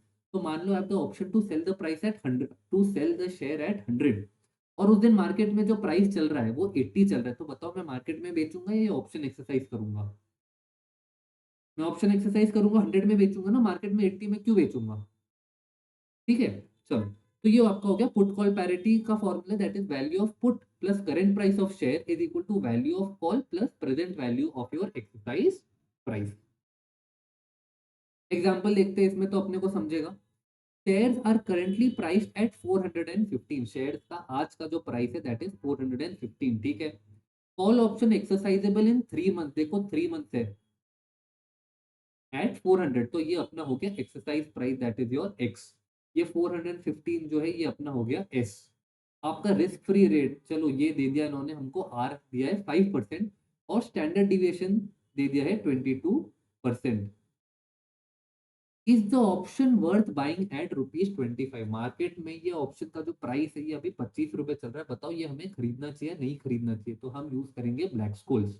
हम यूज करेंगे Black Scholes to check whether actually इसका प्राइस 25 है, 25 से कम है या 25 से ज्यादा है। ये फर्स्ट पार्ट है क्वेश्चन का। सेकंड क्या बोल रहा है? What would be the worth of put option at current price of 415? ठीक है, तो ये कैसे कैलकुलेट करेंगे हम? पुट कॉल पैरिटी से कैलकुलेट कर पाएंगे। एंड थर्ड क्या है? If the current price is 408 and a dividend of rupees 10 is expected in 2 months time, calculate the value of call option. Dividend of 10 in 2 month time, तो फिर आप call option का price बताओ। और इधर इन्होंने आपको कुछ कुछ वैल्यूज दे दिए, लॉग नेचुरल दे दिया, लॉग नेचुरल दे दिया, लॉग नेचुरल दे दिया, और अलग अलग ये ई रेस टू द पावर की वैल्यू भी इधर आपको दे दी है जो अपने को आगे क्वेश्चन में लगेगी। ठीक है, तो अपन आगे बढ़ते हैं। सबसे पहले हम क्या कैलकुलेट करेंगे? हम कैलकुलेट करेंगे D1 और D2 को गंदे वाले फॉर्मूला से। तो हमने क्या कैलकुलेट किया? D1 D2 हमने किया था कि अपना जो S है वो 415 है, अपना जो एक्सरसाइज प्राइस है वो 400 है। तो ये लॉग नेचुरल हो गया, लॉग नेचुरल 415 डिवाइडेड बाय 400 कितना है? 1.0375 क्वेश्चन में दी थी वैल्यू, लॉग नेचुरल ऑफ 1.0375, वो हम इधर डाल देंगे। फिर ये क्या है? 0.05, this is nothing but your R. R plus आपका बोला था स्टैंडर्ड डिविएशन का स्क्वायर बेसिकली, और वेरिएंस। तो हमने किया 0.22 होल स्क्वायर डिवाइडेड बाय 2, इसको मल्टीप्लाई किया है बाय टाइम ना, जो टाइम है 3 मंथ्स है ना, बेसिकली 1/4 है, which is nothing but your 0.25। तो हमने टाइम से इसको किया, और डिवाइड करना था इसको standard deviation by root of time, तो हमने इसको डिवाइड कर दिया। ये करते करते अपने को वैल्यू जो D1 की आई दैट इज 0.50327। ठीक है, 0.50327 की D1 वैल्यू आई। इसी तरह से हमने कैलकुलेट कर ली D2 की वैल्यू, तो वी गॉट 0.39327। अपने को D1 की वैल्यू आ गई, D2 की वैल्यू आ गई। सर ये ND1 और ND2 कैसे कैलकुलेट करते हैं? इधर आती है अपनी Z टेबल। तो Z टेबल से हम यूज करते हैं ये वैल्यूज कैलकुलेट करने के लिए। अभी के लिए आप मान लो आपको ये वैल्यू कैलकुलेट करनी आती है, मैं आपको ये क्वेश्चन खत्म करने के बाद आपको बता दूं कि Z वैल्यू कैसे कैलकुलेट करते हैं। ठीक है, तो मान लो अपने को ND1 की वैल्यू कैलकुलेट करनी आती है N, और ये हमने कैलकुलेट कर ली 0.6928। बेसिकली ये प्रोबेबिलिटी टर्म्स में कितना हो गया? 69.28% हो गया।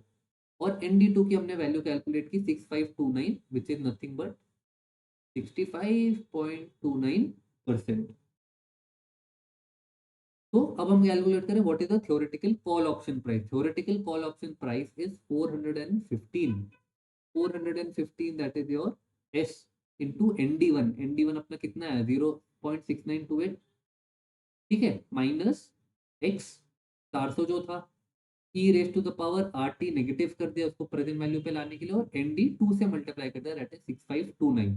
अपने को मिल गया कि बहुत कॉल का एक्चुअल ऑप्शन तो है ये जो प्राइस है 29.60 है और अपना जो मार्केट प्राइस है दैट इज 25, तो योर थ्योरेटिकल प्राइस से कम है, तो therefore market price is under valued and hence you should by this option. देखो हमने ऐसे डिसाइड किया whether this option is under valued और ओवर वैल्यूड। हमने ब्लैक स्कोल से किया, कैसे किया, सबसे पहले हमने डी1 कैलकुलेट किया, फिर हमने डी1 कैलकुलेट किया, फिर हमने एनडी1 कैलकुलेट किया, बता तो कैसे करते हैं, फिर हमने एनडी2 कैलकुलेट किया, एनडी1 एनडी2 कैलकुलेट करने के बाद हमने वो फॉर्मूला में डाल दिया और हमें कॉल का प्राइस मिल गया जो होना चाहिए। फिर हमने इसको कंपेयर किया मार्केट से, हमने देखा कि बॉस अपना जो मार्केट वैल्यू मार्केट प्राइस जो है that is very under valued, तो हमने कहते कि भाई इसको बाय कर दो। सेकंड है आपका put call parity. Put call parity क्या बोलता है, value of put plus 415 that is your S is equal to 29.60 that is your value of call plus 400 divided by 1.0125। क्यों, क्योंकि हमें इसको प्रेजेंट वैल्यू पे लेके आना है एक्सरसाइज प्राइस। ठीक है, तो ये आपको वैल्यू मिल जाएगा, वैल्यू ऑफ पुट है ₹9.66। और लास्ट आपका जो पार्ट है वो था डिविडेंड रिलेटेड जो 2 महीने में मिलेगा। तो क्या बोलते हैं, तो current price must be adjusted with the present value of dividend, है कि नहीं, हमने पहले भी किया ये। तो हम क्या बोल रहे हैं कि अपने को 10 रुपए का डिविडेंड मिलने वाला है, 10 रुपए का डिविडेंड मिलने वाला है, हमने इसको डिस्काउंट कर दिया, हमने इसको डिस्काउंट कर 0.05 और 2/12 से, क्योंकि 2 महीने बाद मिलने वाला है। तो अपने को वैल्यू आई 9.917। तो अपना जो एडजस्टेड शेयर प्राइस हुआ वो उन्होंने बोला था 408 का शेयर प्राइस है, इसमें हम प्रेजेंट वैल्यू ऑफ डिविडेंड को माइनस कर देंगे। तो हमने present value of dividend minus करने के बाद इसको मिला 398.083 that is your value of share that is x dividend excluding dividend. ये आपका हो गया एक्स डिविडेंड। और फिर आप वापस वही ब्लैक स्कोल्स का फॉर्मूला यूज करके आप कैलकुलेट करोगे वैल्यू ऑफ ऑप्शन कितना आएगा, तो देखो वो केस में आता है 18.98, इसमें आपका आया है 18.98। ठीक है, देखो मोटा मोटी 10 रुपए से कम हो गया, इधर आपका 29.60 आया था, इधर आपका 18.98 है। क्लियर है, क्लियर है, क्लियर है, क्लियर है कि नहीं बताओ। चलो, बस एक चीज याद रखना, आप जब ये कैलकुलेट करो तो आपको जो आपको प्राइस है वो 398 लेना पड़ेगा, दैट इज योर एस। चलो, अब देखते हैं जेड टेबल क्या होता है, इसको यूज कैसे करते हैं एवरीथिंग। चलो ठीक है, तो जेड टेबल आप देखो बेसिकली मैट्रिक्स है, इधर आपके नंबर्स है, ऊपर भी नंबर है, बेसिकली डेसिमल्स है। अगर आपको मान लो ये वैल्यू देखनी है तो ये वैल्यू क्या बोलेंगे आप, ये है -1.4, बट डेसिमल प्लेस 0.01 है, तो basically this is the value of -1.41। ठीक है, तो ये तो है कि ये टेबल को पढ़ते कैसे। अब है वो टेबल को यूज कैसे करते हैं, या जेड स्कोर क्या होता है। देखो, अपनी ये जो पूरी probability it run on normal distribution, ये जो है इसको नॉर्मल डिस्ट्रीब्यूशन बोलते हैं, ये जो नीचे ग्राफ है। नॉर्मल डिस्ट्रीब्यूशन क्या बोलते हैं कि आपका जो एवरेज है, आपका जो एवरेज है that will lie at your peak, your majority of the population will be at the peak that is where this is your zero. Zero क्या बोलते हैं, बेसिकली हम इसको मेजर करते हैं कि हमारी ये जो वैल्यू है that is how many standard deviations away from the mean value. अपनी ये मीन वैल्यू, बेसिकली ये एवरेज वैल्यू, ये जो लाइन है this is your average value, इसलिए इधर जीरो है because it is zero standard deviations away from the mean value. अगर कोई ये जेड स्कोर है, अगर कोई जेड स्कोर इधर है तो हम कैलकुलेट करेंगे बॉस ये कितने स्टैंडर्ड डिविएशंस दूर है, ये जितने स्टैंडर्ड डिविएशन दूर है उसकी वैल्यू हम जेड टेबल से कैलकुलेट करेंगे। So the values inside the tables are probabilities for different values of z। कौन सी टेबल की बात कर रहे हैं, ये ऊपर वाली जो टेबल है इसकी बात कर रहे हैं। ये जो है, ये जो आपके रोज और कॉलम में है, ये आपका z स्कोर है, that is your value of z। और ये जो आपके अंदर वैल्यूज दिख रही है, these are all your probabilities. ठीक है, तो अपने को अंदर की वैल्यू चाहिए, दैट इज योर अंदर की प्रोबेबिलिटी। हम कैसे कैलकुलेट करेंगे, हमें क्या कैलकुलेट करना था, हमें इधर कैलकुलेट करना था, कौन सा कैलकुलेट करना था, बताओ बताओ, हमें कैलकुलेट करना था n 0.50327। ठीक है, हमें कैलकुलेट करना था n जिसमें z स्कोर की वैल्यू 0.50327 है, इसको आप प्रोबेबिलिटी मत लेना। प्रोबेबिलिटी टेबल के अंदर की वैल्यू है, nd1 जो है ये टेबल की बाहर की value, that is your rows and column. ये रोज एंड कॉलम मैच करके आपको प्रोबेबिलिटी अंदर की निकालनी है। ठीक है, तो हमें निकालनी है प्रोबेबिलिटी 0.50327 की। चलो देखते हैं 0.50327 कैसे कैलकुलेट करते हैं। सबसे पहले तो ये जो आपको Z टेबल दिया है, ये देखो आप देखोगे इधर आपको नेगेटिव है। नेगेटिव है मतलब आपका जो भी Z स्कोर होता है वो उसके लेफ्ट साइड की प्रोबेबिलिटी बताता है। तो अगर आपका मान लो ये Z स्कोर है तो आपको ये प्रोबेबिलिटी ये वाली बताता है। ओके? कुछ मैं आपको रूल्स बता देता हूँ। ये जो सेंटर में है, ये सेंटर में ये जो पूरा प्रोबेबिलिटी होगा दिस विल बी 50%। तो 50% ये साइड, 50% वो side, that is how your normal distribution का ग्राफ वर्क्स। क्लियर है ये? चलो, तो लेफ्ट साइड पे चलता है ये, तो अपने को इस केस में क्या कैलकुलेट करना है? अपने को कैलकुलेट करना है पॉजिटिव 0.50327 की। बट हो सर, टेबल तो इन्होंने नेगेटिव की दी है, कैसे कैलकुलेट करेंगे?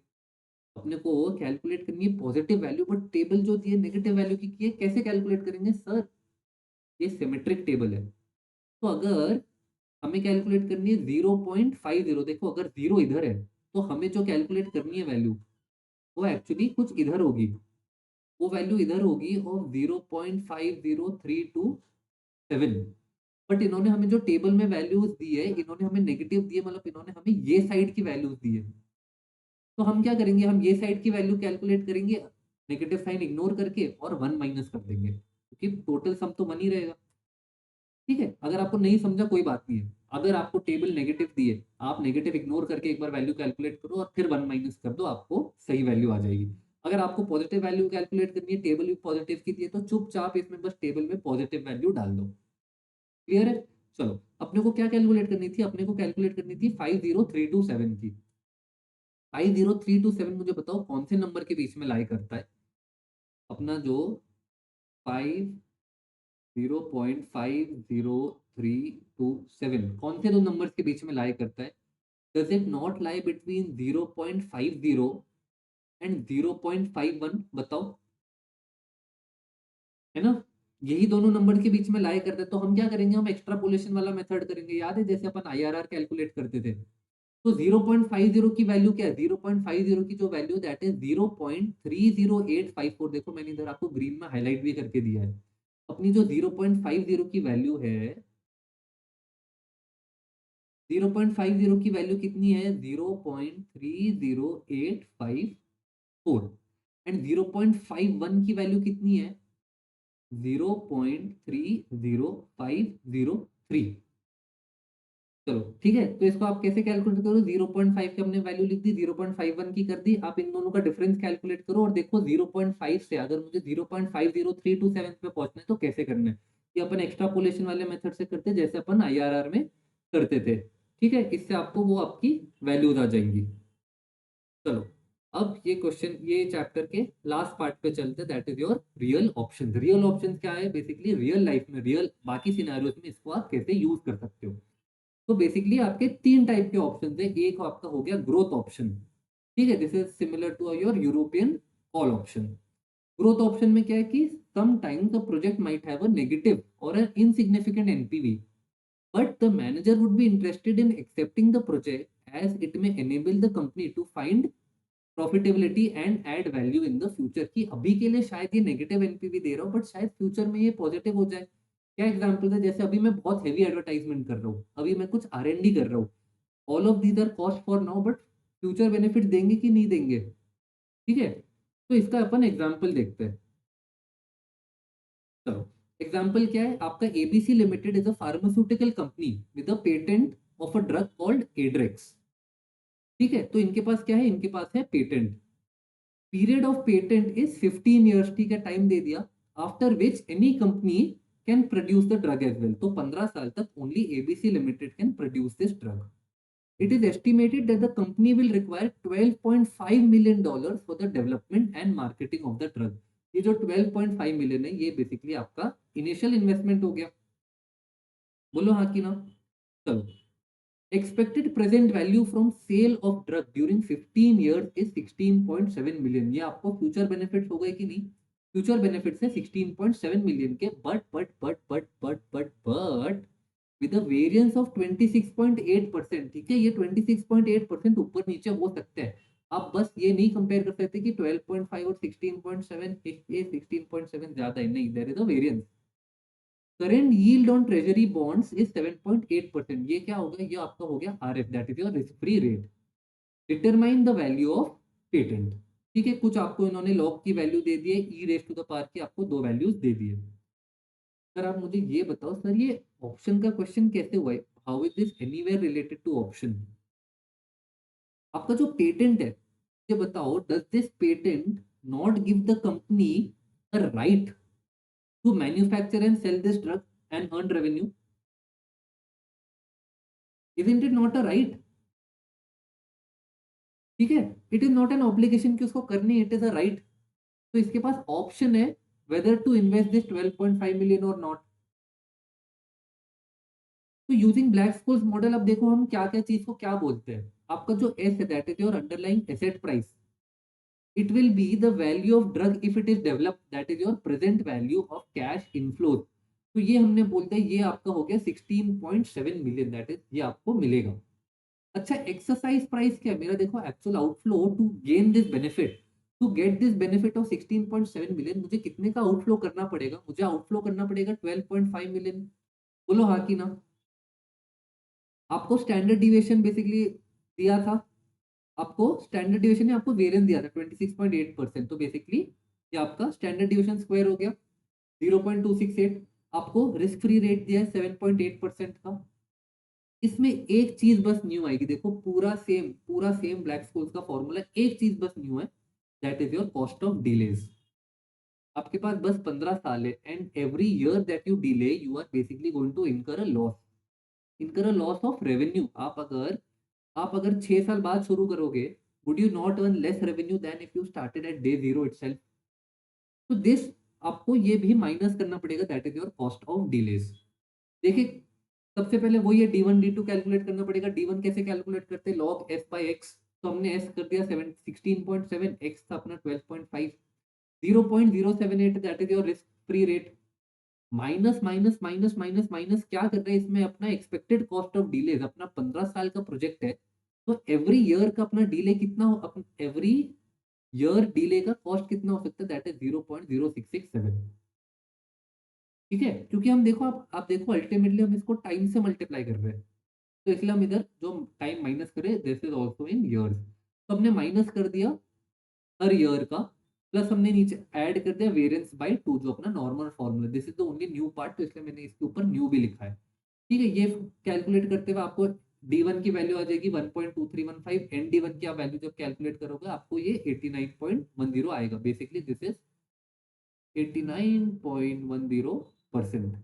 ऐसे ही आप डी टू की वैल्यू कैलकुलेट करोगे और आपको एन डी टू की वैल्यू भी आ जाएगी।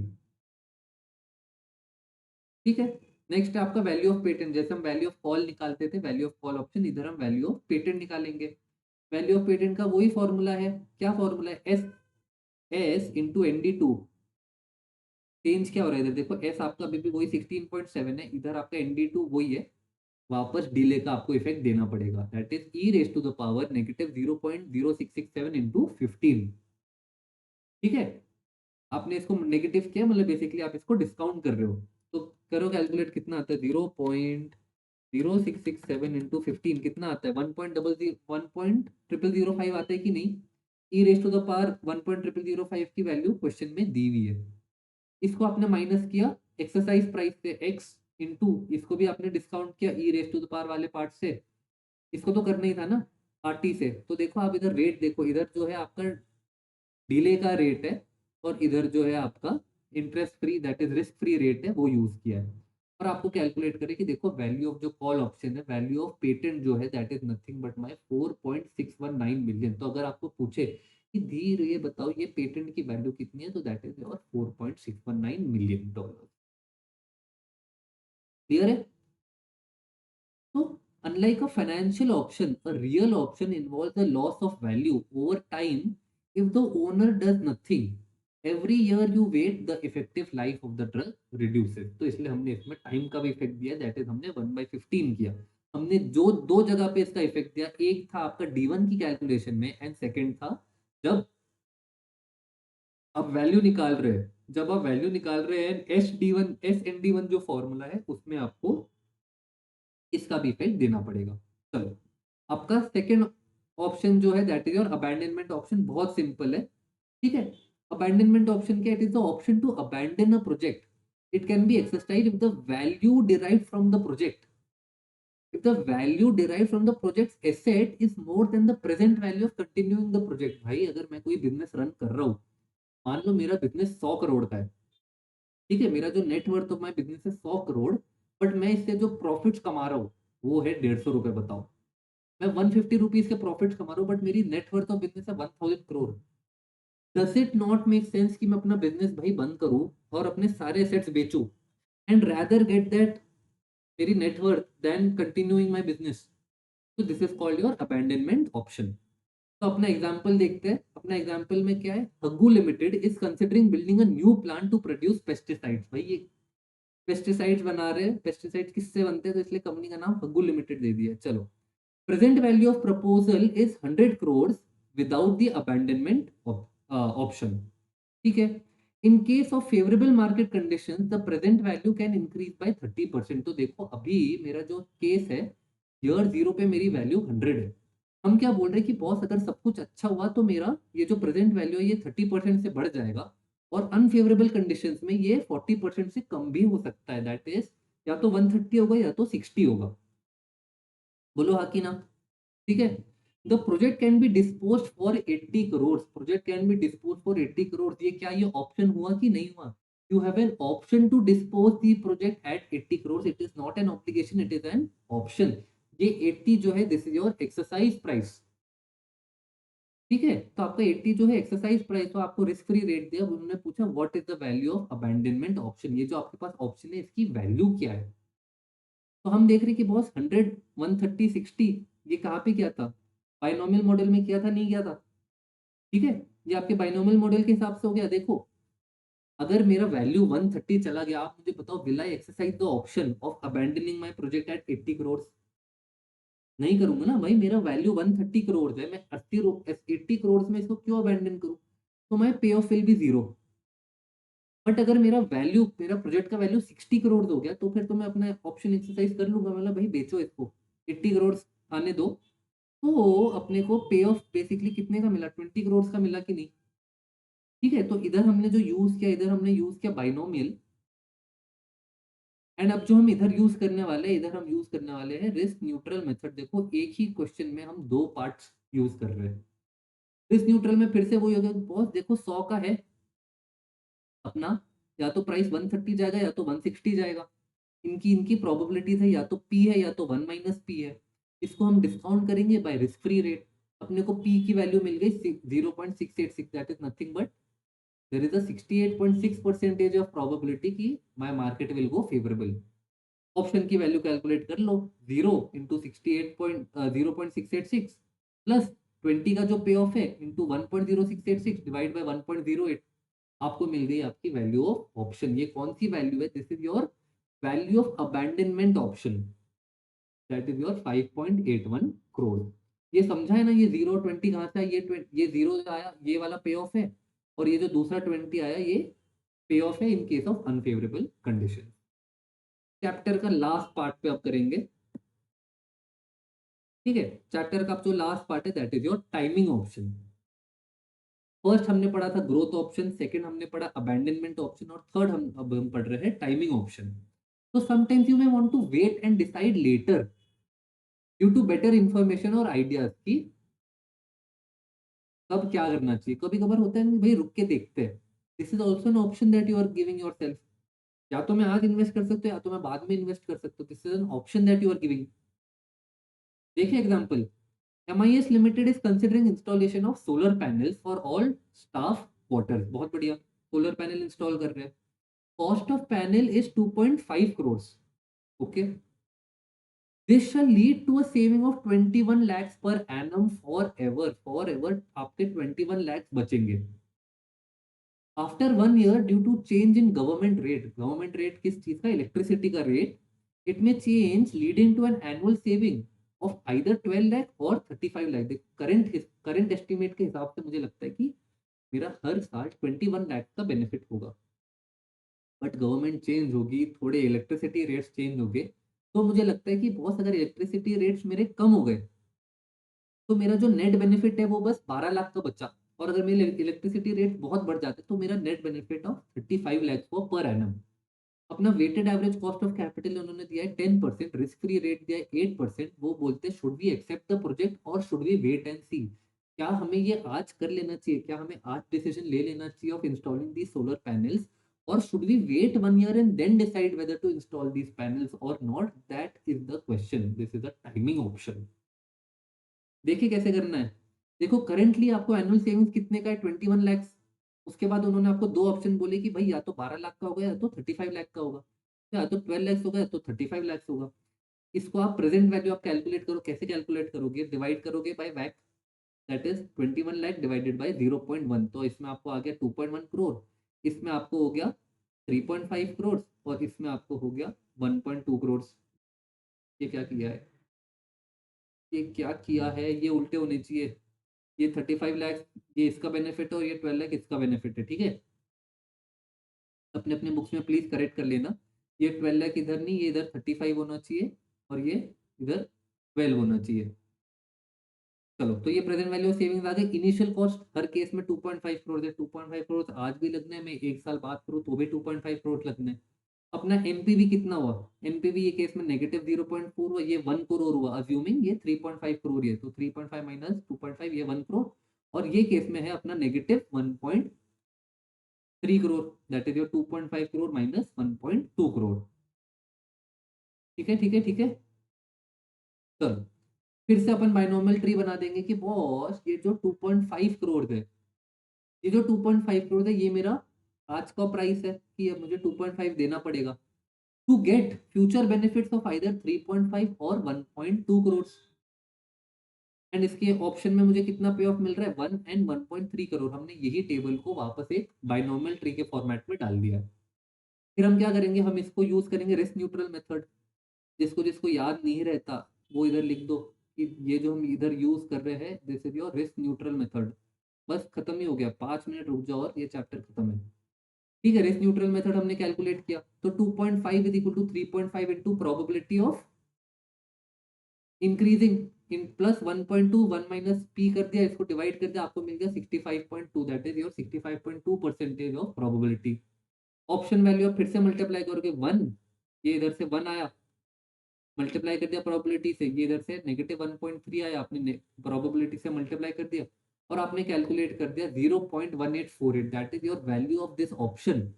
Option of waiting is 0.1848 crore. ठीक है? आपको एक चीज क्या याद रखनी है कि आप वैक यूज करोगे प्रोजेक्ट कैश फ्लोज को डिस्काउंट करने के लिए। आप अगर ध्यान दो, आपको कंफर्म आपको पता होना चाहिए कि मैं वैक से कब डिस्काउंट करूंगे और मैं जो मेरा रिस्क फ्री रेट है उससे कब डिस्काउंट करोगे। तो आपको जो वैक है, you will discount project cash flow, and आपको जो रिस्क फ्री है that will be used to discount options cash flow. Clear है? ऑप्शन का कैश फ्लो देखो हमने इधर 1.08 से किया कि नहीं, 1.08 that is your risk free rate. और हम जब इधर NPV present value of saving निकाल रहे थे तो हमने वैक से डिवाइड किया कि नहीं, हमने वैक से डिवाइड किया। प्रोजेक्ट कैश फ्लोज वैक से डिवाइड होंगे, ऑप्शन कैश फ्लोज आपके रिस्क फ्री रेट से डिवाइड होंगे। So since the NPV, that is payoff currently, it is advisable to wait and see as NPV may turn out to be positive after 1 year। देखो आपका जो current NPV है वो negative है कि नहीं, है ना? आपका जो अभी करंट नेगेटिव है, आपका जो करंट पे ऑफ है वो नेगेटिव है, दैट इज 0.4 करोड़, तो इसलिए it is better to wait. Clear है? इसी से अपना ये चैप्टर खत्म हुआ। बहुत भारी चैप्टर था, आई नो। अगर आपको कोई भी डाउट्स है आप कमेंट सेक्शन में डाल दो, ये वीडियो वापस देख लो, थोड़ा बहुत खुद से समझ लो, और अपन मिलते हैं नेक्स्ट चैप्टर में। टाटा बाय बाय, खुदा हाफिज।